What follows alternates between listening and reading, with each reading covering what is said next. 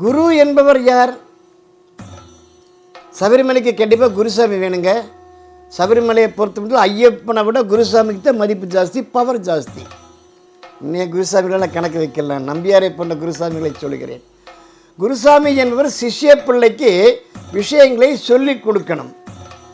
மாலை போட்டு டெய்லி சாமி கும்பிட சொல்லிக் கொடுக்கணும், சரணம் போட சொல்லிக் கொடுக்கணும், என்ன மாலை போடணும், ஏன் வஸ்திரம் அணியணும் சொல்லிக் கொடுக்கணும், எங்கே உட்காரணும், எங்கே நடக்கணும், என்ன பேசணும், என்ன சாப்பிடணும் சொல்லிக் கொடுக்கணும். இங்கே 10 சாமி உட்காந்து குருசாமி சொல்கிறாரு, நேற்றுக்கு அந்த வீட்டில் ஊத்தாப்பம் போட்டாங்க, நீ இந்த வீட்டில் உனக்கு இன்றைக்கி சப்பாத்தி போடு, நல்லா மசாலா குருமாவெல்லாம் கலந்து போடு. அதெல்லாம் குருசாமி கலவு.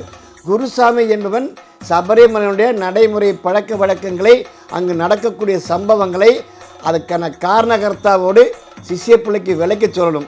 குருசாமிக்கே தெரிஞ்சால் தானே சொல்கிறது. இன்றைக்கி சபரிமலைக்கு ரூட்டு தெரிஞ்சவங்களாம் குருசாமி ஆகிட்டாங்க. அதெல்லாம் அல்ல.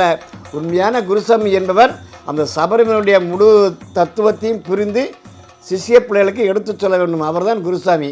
குருவே சரணம்.